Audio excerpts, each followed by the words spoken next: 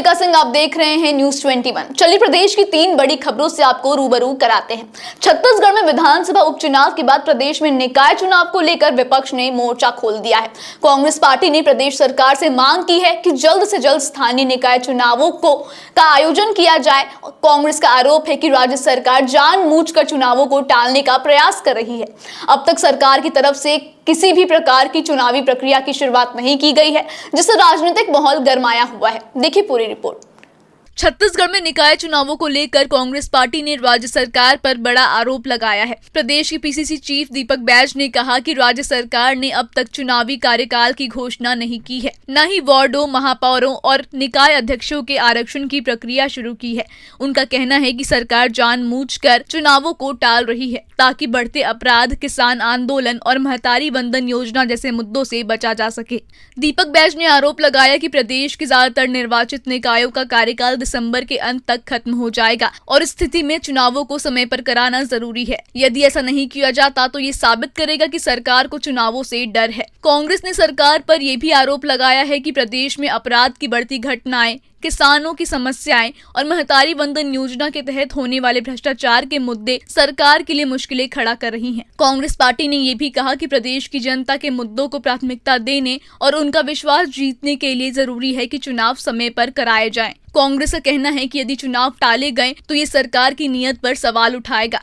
दीपक बैज ने कहा कि सरकार को सच्चाई से डर नहीं होना चाहिए और चुनाव समय पर कराए जाने चाहिए। कांग्रेस का यह भी कहना है कि चुनावों में प्रदेश में हो रही आपराधिक घटनाओं, किसानों की स्थिति और महतारी वंदन योजना जैसे प्रमुख मुद्दों पर चर्चा हो सकती है, जिनका सरकार को सामना करना पड़ेगा।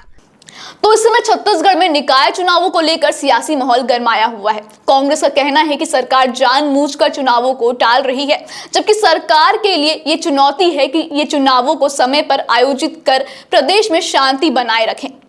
क्या सरकार इस दबाव में आकर चुनावों की तिथियां घोषित करेगी या फिर अपने फैसले पर कायम रहेगी, ये तो समय ही बताएगा। बहरहाल बढ़ते हैं दूसरी खबर की ओर।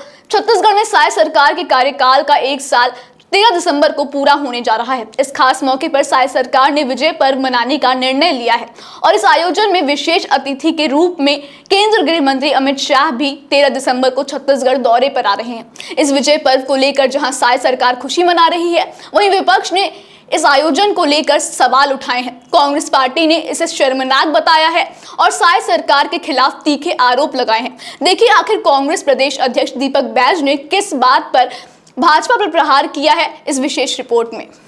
छत्तीसगढ़ में 1 साल के कार्यकाल पर सरकार विजय पर्व मनाने जा रही है। इस मौके पर केंद्रीय गृह मंत्री अमित शाह 13 दिसंबर को छत्तीसगढ़ दौरे पर आ रहे हैं और उनका स्वागत करने के लिए साय सरकार ने बड़े पैमाने पर तैयारियां की हैं। लेकिन कांग्रेस इस आयोजन पर सवाल उठा रही है। प्रदेश कांग्रेस अध्यक्ष दीपक बैज ने केंद्रीय गृह मंत्री अमित शाह से 3 अहम सवाल किए हैं। उनका पहला सवाल है, क्या अमित शाह केवल मनपसंद ऐप लॉन्च करने के लिए छत्तीसगढ़ आ रहे हैं? दीपक बैज का दूसरा सवाल ये है कि क्या वो ये सुनिश्चित करेंगे कि नगरनार स्टील प्लांट का निजीकरण नहीं होगा। कांग्रेस का आरोप है कि केंद्र सरकार इस प्लांट के निजीकरण की कोशिश कर रही है, जो राज्य के हित में नहीं है।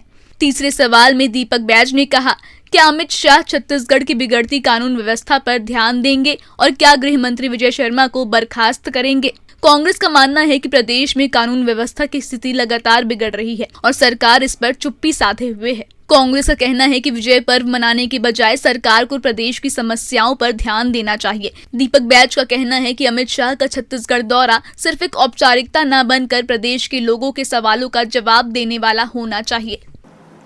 तो इस समय छत्तीसगढ़ में साय सरकार और कांग्रेस के बीच सियासी जंग तेज हो गई है।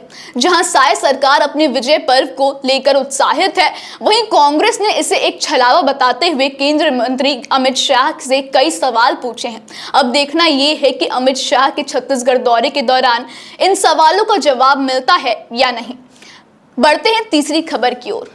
छत्तीसगढ़ में यूथ कांग्रेस ने सरकार के खिलाफ मोर्चा खोलने का ऐलान किया है। 3 दिसंबर से 9 दिसंबर तक छत्तीसगढ़ यूथ कांग्रेस प्रदेश भर में प्रदेश भर के तहसील ऑफिसों का घेराव करेगी और इसके बाद 11 से 17 दिसंबर तक जिलों में कलेक्टर कार्यालयों का भी घेराव किया जाएगा।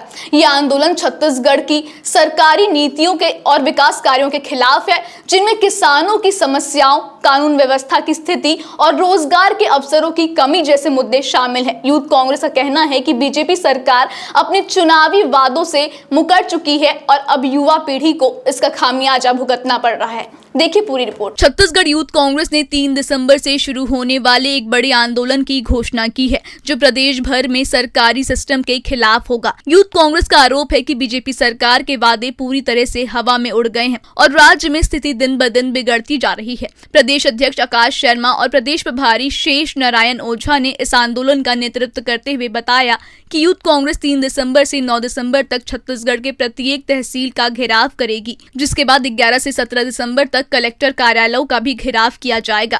आकाश शर्मा ने इस आंदोलन की शुरुआत में ही भाजपा सरकार पर हमला करते हुए कहा कि भाजपा ने विधानसभा चुनावों में किसानों से धान खरीदी का वादा किया था, लेकिन आज किसानों को पूरी राशि नहीं मिल रही है।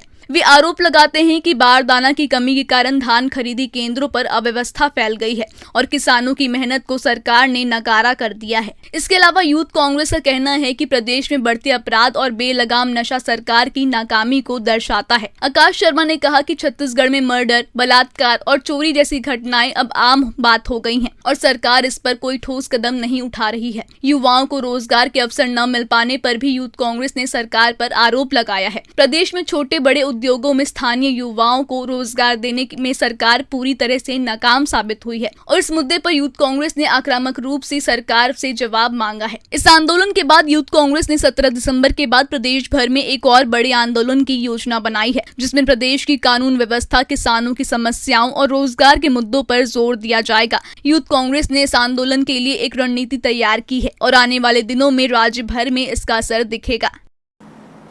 तो इस समय छत्तीसगढ़ में यूथ कांग्रेस और भाजपा सरकार के बीच एक गंभीर सियासी संघर्ष चल रहा है। यूथ कांग्रेस का आरोप है कि सरकार अपने चुनावी वादों को भूल चुकी है और प्रदेश में समस्याएं बढ़ती जा रही हैं। अब ये देखना होगा कि ये आंदोलन किस दिशा में जाता है और क्या सरकार इन मुद्दों पर ध्यान देगी या यूथ कांग्रेस को अपने विरोधी मोर्चे से और आक्रामक तरीके से जवाब देने का मौका मिलेगा। आज के लिए बस इतना ही इस विशेष पेशकश में। कल फिर मुलाकात होगी, छत्तीसगढ़ की बात होगी। तब तक के लिए जुड़े रहिए न्यूज़ 21 के साथ। धन्यवाद।